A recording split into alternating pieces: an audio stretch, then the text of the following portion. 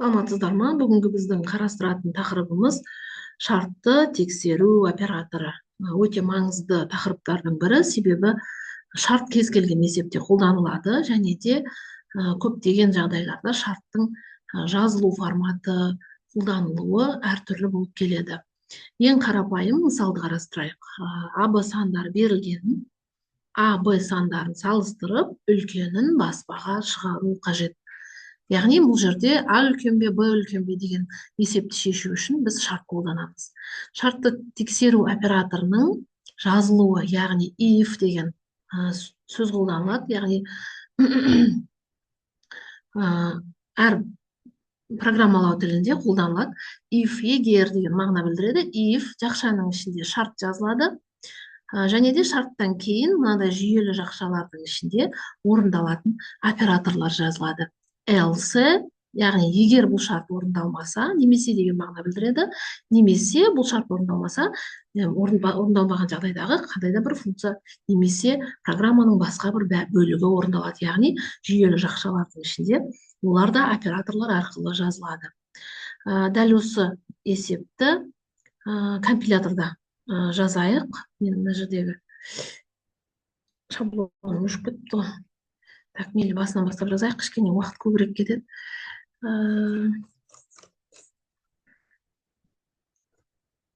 Так, include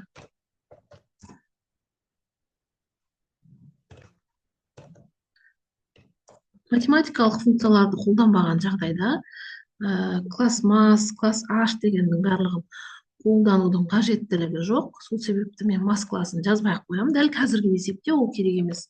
Келесі басқа мысалдарды қолдану қажет болса, онда жазамыз. Namespace std. Яғни бұл std классын мен бір рет жазып қоямын, чтобы әр жолы жазып отырмау үшін. Ары қарай int main асыққаннан. Так, нүктелі тұр. Және А, Б сандары берілген дедік. Және де ең үлкені деп сипаттау үшін, мен мысалы үшін дабл емес, әр жол дабл көрсетемін сіздерге, int жазып көрсетейін. Int, мысалы үшін бүтін сан бар, менде максимум А саны бар және Б саны бар. Соң А санын, Б санын енгізуіміз керек. Значит, мен айтамын count тік жақшалардың, тырнақшалардың ішінде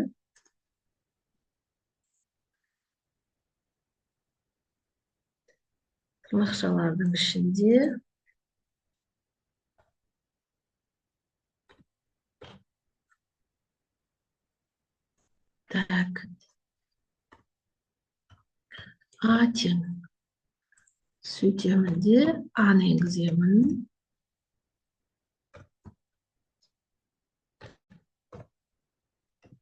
Осы сияқты интернетте помехи бар, кішкене қатып істеп жатыр.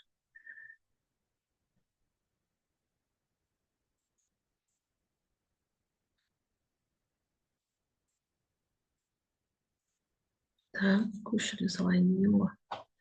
Қайта-қайта жазып жүрмей.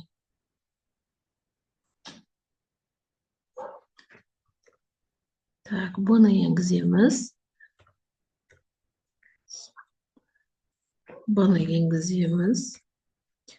Және де шарт қолданамыз. Яғни, егер жақшаның ішінде А үлкен болса бұдан. Үлкен кіші немесе тең, үлкен немесе тең деген ол біздің кәдімгі өзіміздің амалдарымыз арифметикалық. Және де шарттан кейін байқаған болсаңыздар, нүктелі тұр қоймаймыз, себебі программаның жалғасы бар деген мағына білдіреді. Және де нүктелі тұр қойса, программа ошибка береді. Және мынадай жақшалардың арасында қандай да бір оператор орындалады. Арасында максимум тең А-ға. Яғни, егер де А Б-дан үлкен шарт орындалатын болса, онда ең үлкені А. Егер бұл шарт орындалмайтын болса, яғни мен else деген қатарды жазамын. Else, онда келесі операторлардың бөлігі орындалады деп айттық. Яғни, шарт бізде біреу ғана, либо А Б-дан үлкен, не болмаса Б адан үлкен. Егер а бдан үлкен шартты орындалмаса, демек бізде максимум тең Б. Болды, бар болғаны осы. Так, енді баспаға максимумды шығарамыз. Count нақшаның ішіне ең үлкені деп жазып қоямын мен. Сөйтемін де максимумды баспаға шығарамын.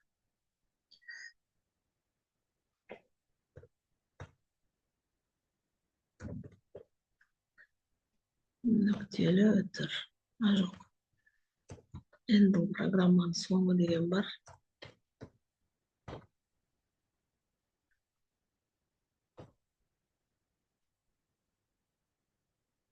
Давайте чего күттім. Так, және return. Бұлардың барлығы не істейді, қандай жұмыс атқарады дегендерді мен алғашқы сабақта, видео сабақта түсіндірген болатынмын, сол себепті көрсеңіздер өздеріңіз түсініп аласыздар. Сонымен программалық код жаздық. Енді ран басамыз. Так, out.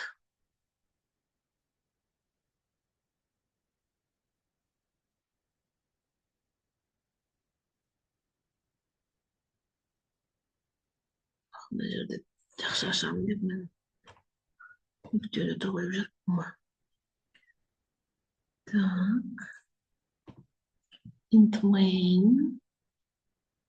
Вроде басқа қатесі жоқ.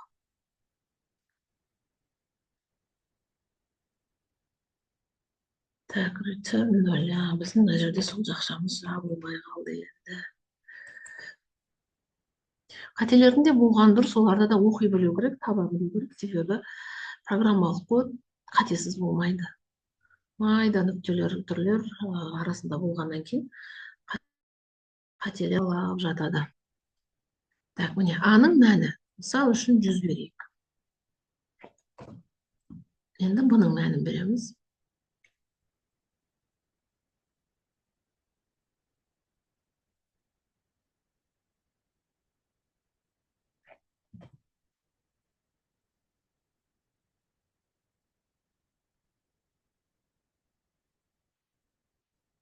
Ең үлкені 100 деп шықты. Бұға да 100 жазып жіберіппін ғой. Так, тағы да бір рет запускать етіп көрейік. А тең 50. Enter. Б тең, мысалы үшін 60 болсын.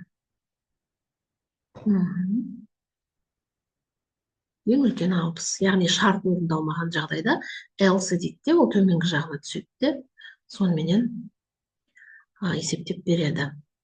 Тағы да бір есепті көрсетейін. Бұл жерде енді математикалық функциялар. Мен программалық код заранее жазып дайындап қойдым, себебі уақыт көп кетіп жатыр. Есеп осылай беріледі. Яғни f қандай да бір функция берілген. X-тің мәні 0-ден үлкен болса 10-ға тең, x 0-ден кіші болса x плюс 25, x 0-ге тең болса минус 100 деп береді. Мұндағы x-іміз тең a минус b. Яғни a мен b-дан тәуелді қандай да бір айнымалы, және a, b бізде кез келген сандар.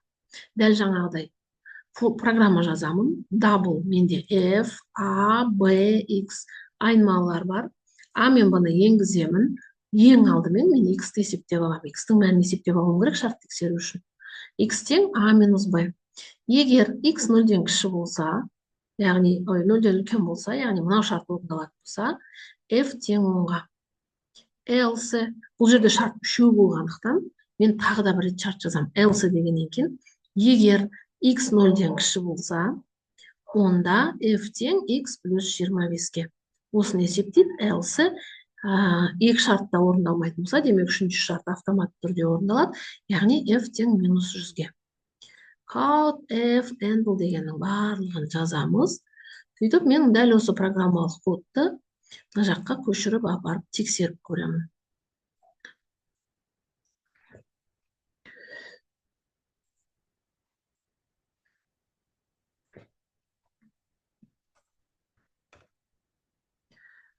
жаздым.